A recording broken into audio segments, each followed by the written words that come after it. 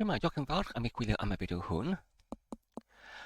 Yn y fideo diweddaraf ynglyn â'r Python, rydyn wedi darganfod ar gyfer yr cyfanteriad o'r app union yn yr iaith rhaglenni Python i'r APK file ar gyfer yr rhifan Android.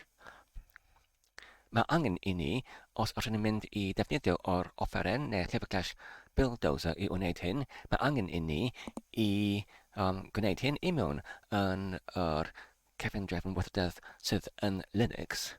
Felly, fan yma, dwi'n yn dal yn defnyddio Windows, ond mewn yn y Windows, dwi'n yn defnyddio yr Windows Subsystems for Linux, yr cefngrefn Windows ar gyfer Linux.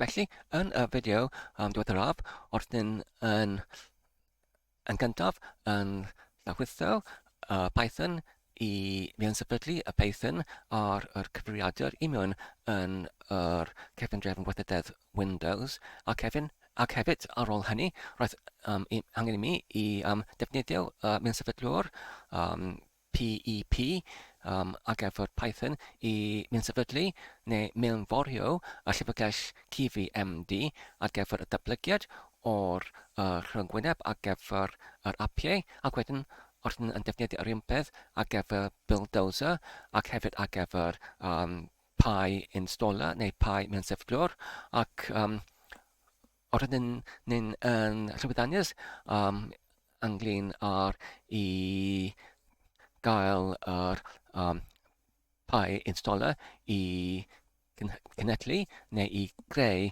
yr ffeil exe ar gyfer Windows sydd yn rhedeg yn Windows, ond nid ar gyfer yr Buildozer ar gyfer yr Android, oherwydd fel rydyn wedi darganfod, mae'r Buildozer yn unig yn y cyfamser yn rhedeg i mewn yn yr amgylchiad Linux. Felly, i mewn yn yr is-cefngrefn ar gyfer Linux ar Windows, dwi'n mynd nawr i blaendeithio i wneud hynny yn gwmws, sef yn gyntaf i mewn-sefydlu Python ac wedyn i mewn-sefydlu CVMD ac wedyn i mewn-sefydlu Buildozer ac wedyn ar ôl ysgrifennu yr codtaddiad ar gyfer yr app simple i mewn yn y iaith rhaglenni Python, rydyn yn gallu defnyddio llyfrgell Buildozer i cynhedlu yr ffeil APK ar gyfer yr Android sydd rydyn yn gallu ei copi i mewn neu danfon i mewn i'r rhyw ffôn symudol ac wedyn i fewn-sefydlu yr app i mewn yn y ffôn symudol. Felly, cawn ni mynd ati hi. Felly, yn y cyntaf cam, mae angen i ni i fewn-sefydlu Python ei hunan. Felly, i mewn yn yr is-gefngrefn Windows ar gyfer Linux, rydyn yn gallu darfod a pa fath neu pa dosbarthiad o Linux rydyn yn ei defnyddio drwy yn rhedeg y gorchymyn LSB ac wedyn tanllell ac wedyn release neu rhyddhau gyda'r diwylliad o namin A. Felly, fan yma rydyn yn rhedeg ar Ubuntu gyda'r rhyddhad o 20.14. Felly, rydyn gwybod mae'r Ubuntu seiliedig ar dosbarthiad o Linux gyda'r enw Debian. Felly, os rydyn eisiau i lawrithio ac i mewn-sefydlu y pecynnau neu'r meddalwedd yn dosbarth Linux o Debian ac hefyd ei disgynyddion fel Ubuntu, rydyn yn gallu defnyddio yr gorchymyn RPT. Wedyn, fan yma, os ydyn yn rhedeg yn gyntaf y gorchymyn sudo i rhedeg fel yr cefngrefn adwenydd, ac wedyn yr gorchymyn RPT, ac wedyn yr hithfan neu cache, ac wedyn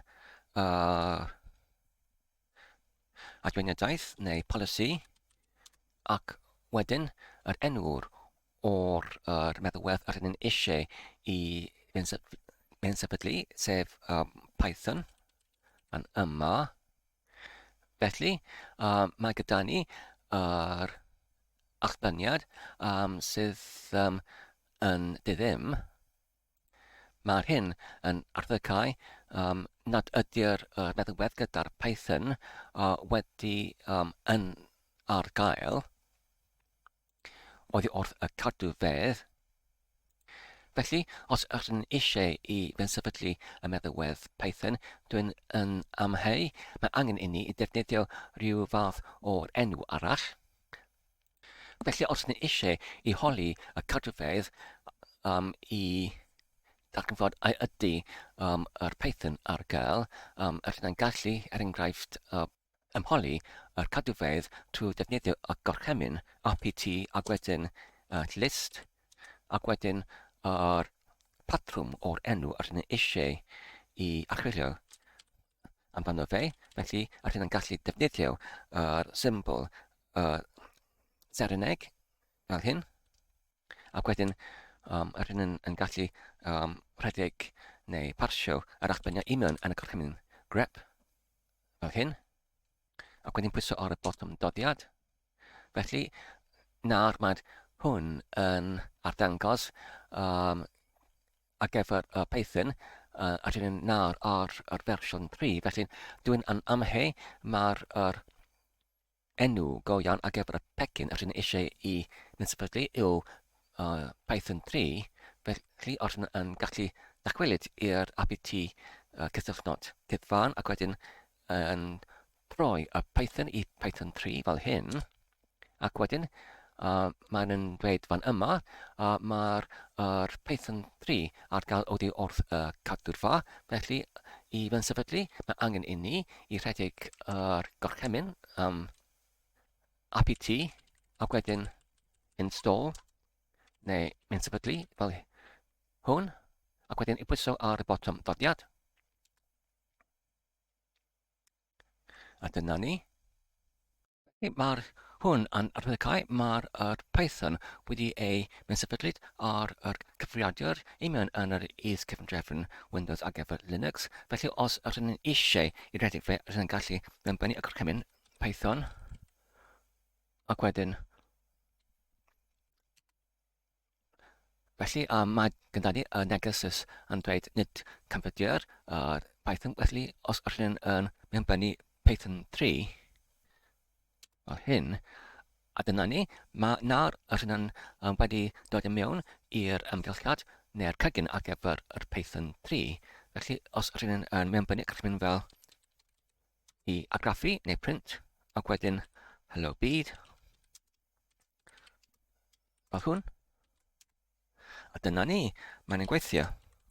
Felly, mae'r hwn yn cardiau, mae'r Python wedi ei sefydlu yn llwyddannus i mewn yn yr is-cyfrifiadur yma. Felly, os ydych chi'n edrych ar wefan fan yma, sef packaging.python.org/en/latest/tutorials/installing cysylltnod packages. Felly, os ydych chi'n rhedeg y gorchymyn fan yma, Python 3 ac wedyn namin version, ydych chi'n gallu cadarnhau mae'r Python 3 wedi ei sefydlu yn llwyddannus fel hwn. Felly, os ydych chi'n eisiau i gwybod ydy sefydlwyr PEP wedi ei sefydlu, ydych chi'n gallu rhedeg y gorchymyn fan yma fel hwn, Python 3, namin m, pip, namin version fel hwn. Felly, mae'r hwn yn arddegau nid ydy'r meddolyn gyda'r enw pip wedi ei sefydlu. Felly, os ydych chi'n rhedeg yr un fan yma,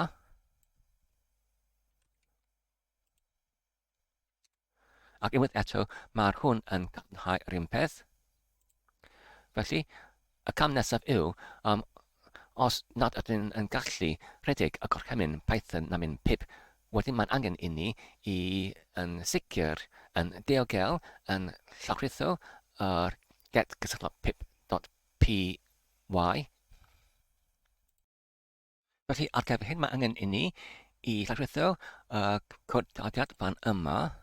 Felly, rydyn ni'n gallu gwneud hyn trwy'r clicio ar y cyswllt, ac wedyn i dewis i archib y cyswllt fel rhywbeth, ac wedyn rydyn ni'n gallu ei rothitho i mewn i'r pygell cyfredol. Felly, oherwydd rydyn ni'n defnyddio yr is-gefn-drefn Windows ar gyfer Linux, mae angen i mi yn gyntaf i llawrithio fe i mewn yn yr rhanbarth Windows go iawn, ac wedyn i'w copi oddi wrth Windows i mewn i'r is-gefn-drefn Windows ar gyfer Linux. Felly, dwi'n mynd i'w llawrithio i mewn yn Windows pygell fel hwn. A dyna fe i mewn yn pygell ar gyfer llawrithiadau, ac wedyn dwi'n mynd i'w copio i mewn yn pygell sydd dan yr is-gefn-drefn Linux ar gyfer Windows, yr un fan yma. Felly, os dwi'n torci i lawr i'r pygell fan yma, oedd wedi ei crewyd yn bwriadol ar gyfer yr amcan hwn, ac wedyn dwi'n mynd i bwyso ar y botwm rheoli neu control, ac wedyn i'w llusgo i mewn yn y pygell fan hwn, i'w copio fel hwn. Ac wedyn dwi'n mynd i'w entreddu i mewn yn y pygell Python fel hwn, ac wedyn i rhedeg y gorchymyn i rhestru y cymwysiad o pygell hon fel hwn, a dyna'r ffeil oedd wedi ei llawrithio yn newydd. Ac wedyn, mae angen i ni rhedeg y Python ar y ffeil hwn. Felly, rydyn ni'n gallu gwneud hyn trwy mewnbennu y gorchymyn Python 3, ac wedyn yr enw'r o ffeil hwn, sef getpip.py fel hwn, ac wedyn i pwyso ar y botwm dodiad.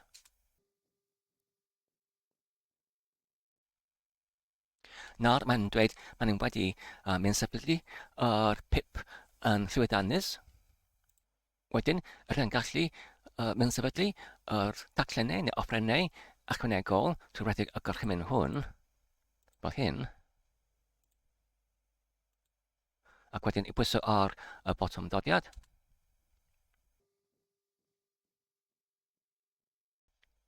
Mae'r ddechrau'n dim ond enghraifft 1.8 o megabyte, ac wedyn neu 2.3 o megabyte. Felly, maen nhw'n weddol bychain. Nawr, maen nhw'n dweud mae'r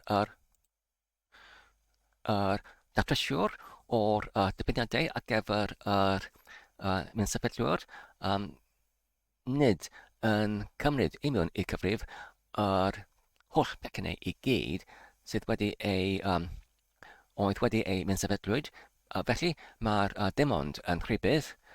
Mae'r y rheswm hwn oherwydd mae'r tarddiad o'r dibeniadau yn ei gwrthdaro gyda'i gilydd. Ond, ar ôl hynny, maen nhw'n dweud maen nhw wedi mynd sefydlu yr setup tools yn llwyddiannus. Ac wedyn, y cam nesaf yw i creu yr amgylchiad ar gyfer yr tutorial neu hyfforddiannau fel hyn.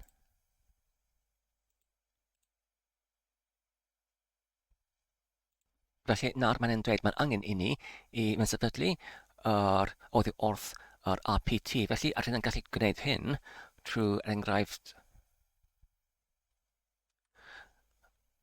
rhedeg y gorchymyn sudo, ac wedyn RPT, ac wedyn mynd sefydlu, ac wedyn Python 3.8, ac wedyn cyswllt VENV ar gyfer yr amgylchiad rhithiol. Wedyn, ar y cyfnod hwn, dwi'n meddwl rydyn ni'n gallu ymgeisio i fesefydlu GVMD trwy defnyddio'r un gorchymyn o'r blaen, sef pip, ac wedyn mynd sefydlu, a wedyn GVMD fel hwn.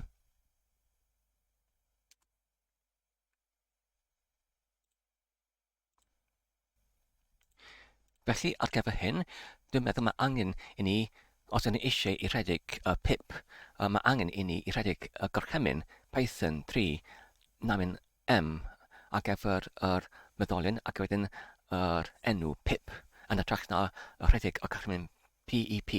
Felly, i mynd sefydlu PPMD, rydyn ni'n gallu rhedeg Python 3, na mynd M, pip, a wedyn yr enw'r o'r pecyn, sef CV, neu'r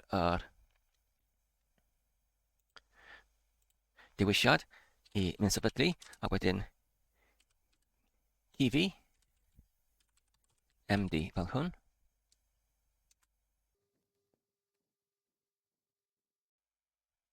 Unwaith eto, mae'r amount o'r hwn dim ond 2.2 o megabyteau. Felly, yn fychain iawn.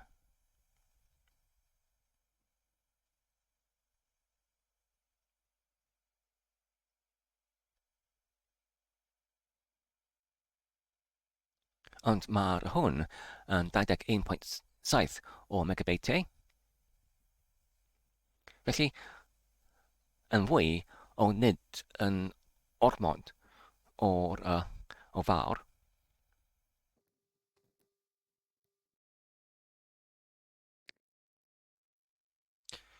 A dyna ni. Nawr, mae'n wedi ei mysybylid yn llwyddiannus ar is-gyfundrefn Linux ar gyfer Windows. Felly, y cam nesaf yw i gopio yr ffail neu'r codtadiad main.py oedd yn ysgrifennwyd i mewn yn y fideo diweddaraf i'r bygell fan yma, cyfredol. Felly, os ydyn nhw'n dychwelyd i'r bygell yn yr rhanbarth Windows go iawn, dyna'r ffail, y main.py fan yma, a dyma'r cymwysiad fan yma. Felly, os ydyn eisiau i copio fe i mewn yn yr is-gyfundrefn Linux ar gyfer Windows trwy'r yn mynd i mewn yn File Explorer ac wedyn i mewn i'r bygell cyfredol sydd fan yma ac wedyn fan yma ac wedyn i'w llusgo gyda'r botwm rheoli wedi ei cynnal i lawr, i'w copio i mewn fel hyn.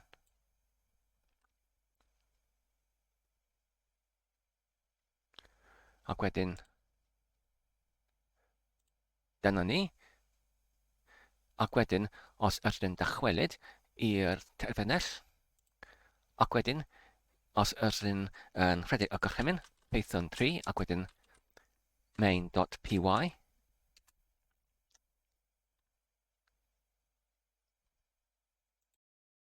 Felly mae gyda ni y neges gwall fan yma sy'n dweud nid ydy'r mtdev cynnalwyd gyda'r fersiwn o'r Linux. Felly ar ôl archwilio ar rhyngrwyd, dwi'n wedi dod o hyd o'r awgrymiad fan yma i mewn sefydlu libmtdev 1. Nawr, os ydyn nhw'n rhedeg yr APK cache neu gytfan gyda'r adweniadaeth ar gyfer libmtdev 1. Fan yma, mae'n dweud mae'n pecyn go iawn sydd ar gael oddi wrth cardwfa ar gyfer Ubuntu. Felly os ydyn nhw yn ei mynd sefydlu fel hwn, ac mae'r hwn yn defnyddio 56.3 o gigabyte. Nawr, os dwi'n alrhedeg y gorchymyn Python i rhedeg main.py. Felly nawr, mae gyda ni y neges gwall sydd yn dweud ni allai gysylltu i'r gwenydd X. Ac wedyn dwi'n deall neges fan yma oherwydd dwi'n gwybod mae'r gwenydd X neu'r X server rhyngwyneb graffig ar gyfer y defnyddiwr i mewn yn yr amgylchiad Linux, ond nid ydw i'n i mewn yn yr amgylchiad ar gyfer hynny oherwydd dwi'n defnyddio yr rhyngwyneb Windows, ac felly yn yr is-gefndrefn Linux ar gyfer Windows, nid ydys unrhyw gwenydd greffig rhyngwynebol ar gyfer defnyddiwr, felly nid ydy'r hwn yn bodoli i mewn yn yr is-gefndrefn Linux ar gyfer Windows. Felly, gyda'r hynny, dwi'n meddwl yr yna'n gallu blaenteithio i mewn i mynd sefydlu Buildozer heb rhedeg yr main.py drwy'r Python 3 yn yr amgylchiad Linux fan yma, oherwydd yr yna'n gallu gwneud hynny i mewn yn yr amgylchiad Windows go iawn. Felly, beth yr yna'n gallu gwneud yn y hir amser yw i datblygu yr rhyngwyneb defnyddiwr graffig i mewn yn y amgylchiad Windows, ac wedyn, os yr yna'n eisiau i'w gyfyntyrru fe i mewn i'r ffeil APK ar gyfer Android, yr yna'n gallu copio yr ffeil codadiad i mewn i'r is-gefndrefn Linux ar gyfer Windows, ac wedyn defnyddio Buildozer i mewn yn yr amgylchiad hwn. Felly, dwi'n mynd i barhau i mynd sefydlu y Buildozer wedyn, fel hyn. I mynd i'r gorchymyn Python 3, namin m, pip install, ac wedyn mynd bynnu yr enw'r Buildozer fel hwn.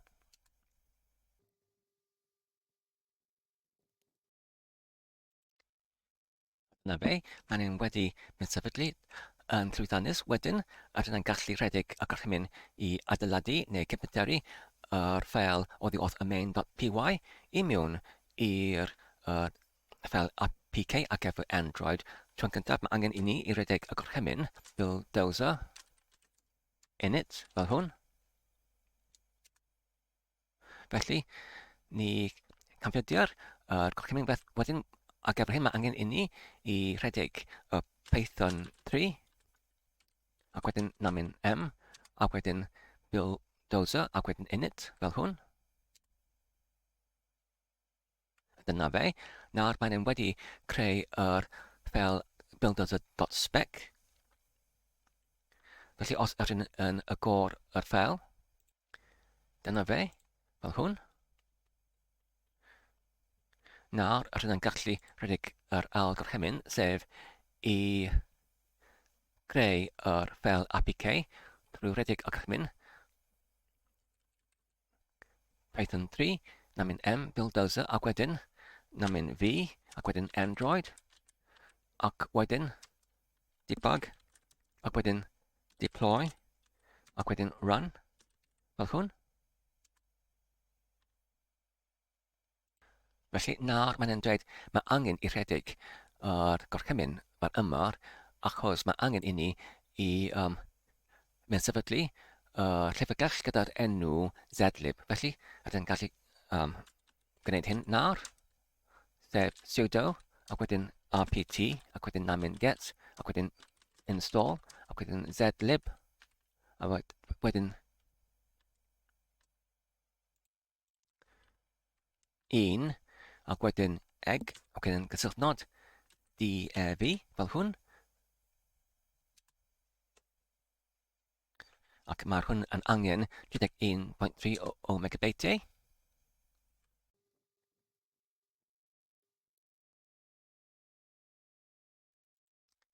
Dyna ni. Nawr, os ydyn yn rhedeg y gorchymyn o'r blaen, sef yr un fan yma, Python 3, namin m, Buildozer, namin v, Android, debug, deploy, run. Unwaith eto, mae'r dibynadau yn diffygio. Mae angen i ni, unwaith eto, i lawrithio yr un fan yma gyda enw Cython. Ydy hwn yn enw go iawn ar gyfer y pecyn hwn? Ydy'r, felly mae'n angen i ni i llawrtho hwn.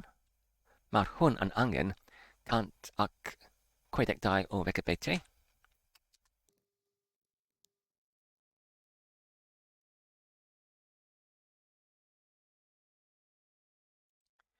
Dyna ni. Nawr, os ydyn nhw'n dachweld i'r gorchymyn o'r blaen, mae'r cython wedi ei mysefydlyd. Nawr, os ydyn yn aredig y gorchymyn hwn, sef Python 3, namin M, Buildozer, namin V, Android debug, deploy, run. Nawr, mae angen i ni i mysefydlu yr gytbentyrru'r Java. Felly, os ydyn yn rhedeg yr gorchymyn ar gyfer yr cache, APK cache, ac wedyn policy neu adfyniadaeth, ac wedyn Java ec fel hwn, neu ydyn yn rhestru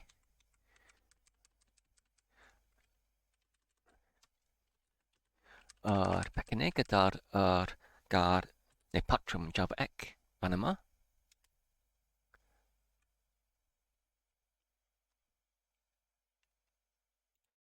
Felly mae gyda ni Java ec, nid Java ec.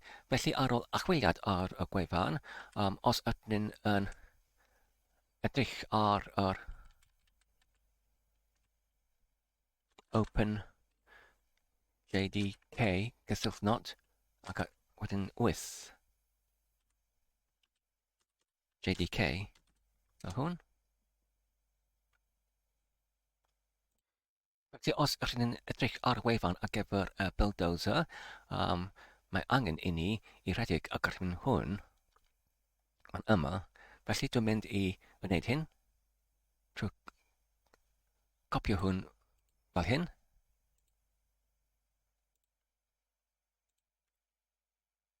Ac wedyn i'w leidio mewn fan yma. A dyna ni.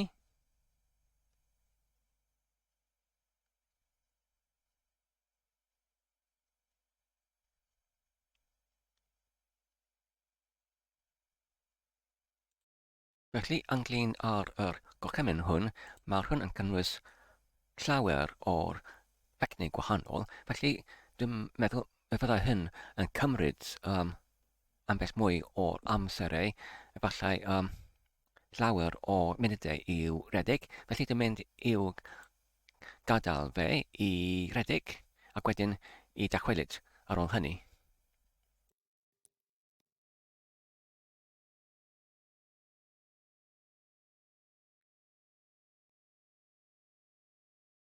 A dyna ni, roedd hynny yn cymryd o ddeutu bron 10 munud, ac wedyn ydyn mynd i dachwelyd i'r un gorchymyn o'r blaen, sef yr un fan yma, i alredig yr Python 3, namin Buildozer ar gyfer Android.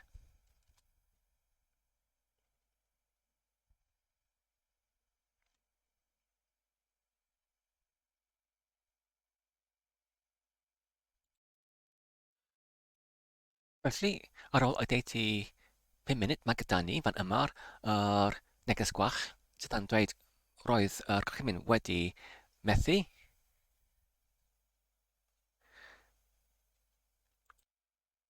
Efallai mae'r hyn oherwydd nid ydy'r ymgylchiad yn cywir ar gyfer yr gorchymyn hwn. Felly, ar ôl yr holl newidiadau, dwi'n mynd i dechrau y cregyn newydd ar gyfer ymgylchiad newydd. Felly dyma'r cregyn newydd i mewn yn yr cefn drefn Linux ar gyfer Windows. Dwi'n mynd i mewn fodwylio i'r un plygell o'r blaen i mewn yn y is-gefn drefn, ac wedyn i alredig ar un gorchymyn, sef Python 3, ac wedyn namin M, ac wedyn Buildozer, ac wedyn ar ôl hynny, namin V, ac wedyn Android, ac wedyn debug, ac wedyn deploy, ac wedyn run. Unwaith eto mae angen i'w aros Nawr mae'r un neges yn arddangos, felly dwi'n wedi newid yr ffail fan yma, .bash sef y ffail systemredig pan ydyn ni'n mynd llofnodi i mewn yn y terfynell, yn y cregyn, yn y gymgylchiad y Linux fan yma. Felly mae'r hwn yn ychwanegu y cyfeiriad i'r pigell ar gyfer yr ffeiliau ar gyfer Python.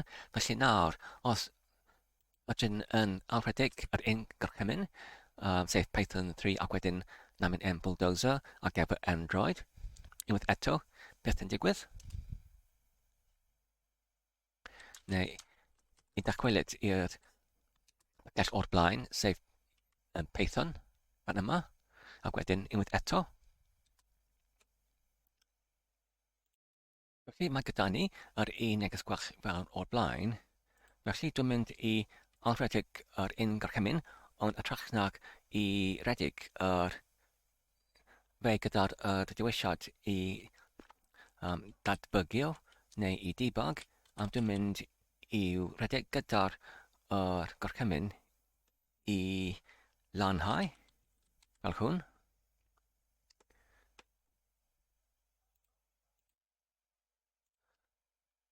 Ac wedyn i pwyso ar y botwm dodiad.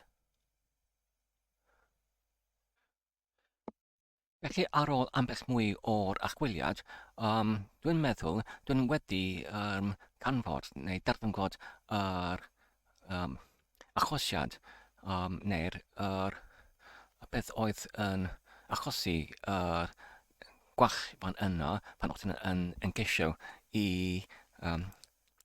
gytbentyrru yr ffail ar gyfer yr Android ac hefyd pan oedd yn rhedeg y Buildozer.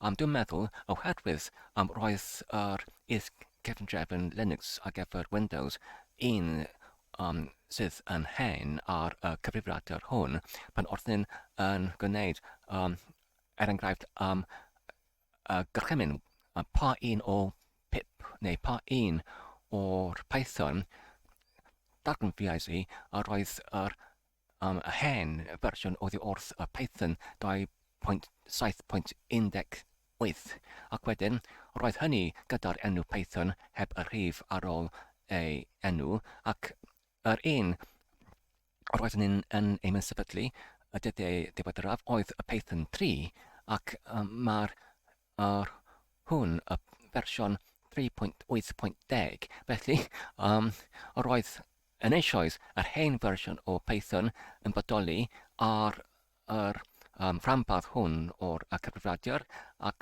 ar hynny roedd ni'n mynd sefydlu yr fersiwn arall ac felly roedd nid yn unig hynny, roedd yr hen fersiwn o pip hefyd oherwydd fan yma mae gyda ni y fersiwn o pip fersiwn 20 ond roedd yn defnyddio y pip oedd yr fersiwn 24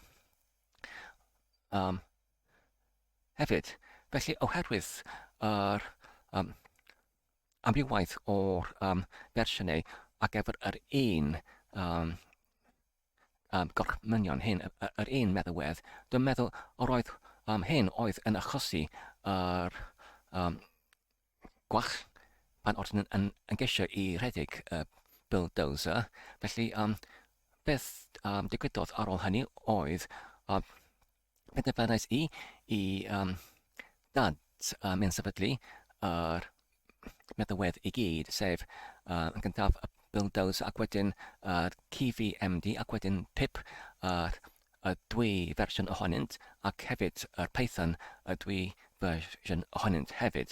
Nawr, beth dwi'n meddwl dwi'n eisiau dwi'n mynd i wneud nawr yw yn hollol dileu yr rhanbarth, sef ac is-cefndrefn Linux ar gyfer Windows fan yma ac i aildechrau yn hollol newydd heb unrhyw fersiwn o unrhyw Python wedi ei osodwyd o'r blaen. Felly, gyda hynny, dwi'n meddwl rydyn ni'n gallu dilyn y llwybr priodol ar gyfer y mynd sefydliad o'r meddalwedd hyn, yr holl swp o'r meddalwedd gyda'i gilydd sef Python ac wedyn pip ac wedyn gyvmd ac wedyn Buildozer i mynd sefydlu nhw yn y trefn iawn, cywir, ac dwi'n meddwl fe fydda hynny yn gobeithiol yn ysgoi yr neges gwall. Felly, yn gyntaf, mae angen i ni i ddileu neu mewn sefydlu yr holl is-gefn-drefn Linux ar Windows. Felly, ar gyfer hyn, mae angen i ni i agor yr gosodadau ar gyfer y panel rheoli neu control panel i mewn yn Windows, ac wedyn i mynd i'r rhaglenni ac hefyd yr un fan yma ac adnoddau. Ac wedyn, mae angen i ni i clicio ar yr cyswllt fan yma i troi ymlaen neu troi i ffwrdd yr adnoddau Windows fan yma. Ac wedyn, yn y sgwrs fan yma, mae angen ni i checio neu dadwirio yr dewisiad fan yma, yr is-gefn-drefn ar gyfer Linux fan yma, ac wedyn i clicio ar y botwm OK, fel hwn. Nawr mae'n yn archwilio ar gyfer y ffeiliau angenrheidiol.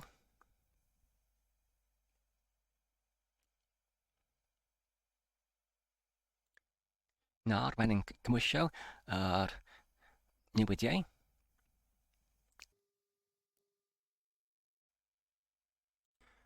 Nawr wedyn, i gyflawni yr newidiadau, mae angen i ni i cychwyn yr cyfrifiadur. Felly, dwi'n mynd i atal y fideo fan yma, oherwydd dwi'n meddwl mae'r fideo hwn yn digon hir. Felly, pan dwi'n yn cychwyn yr cyfrifiadur, fe fydd yr holl is-gefn-drefn o Linux ar gyfer Windows yn diflannu, ac ar ôl hynny, dwi'n gallu creu fideo newydd ynglyn â'r creiad o'r is-gefn-drefn newydd, ac wedyn ynglyn â'r mewn-sefydliad o'r Python newydd, ac hefyd yr swp o'r meddalwedd fel yr pip ac gyvmd ac wedyn y Buildozer, ac unwaith eto yn ymgeisio i cynhedlu yr ffeil APK oddi wrth y Python. Felly, diolch yn fawr am gwylio am y fideo hwn. Dwi'n gobeithio ydych chi'n wedi mwynhau ac yn darganfod yn ddefnyddiol. Tan y tro nesaf, cadwch saf ac yn iach, a hwyl.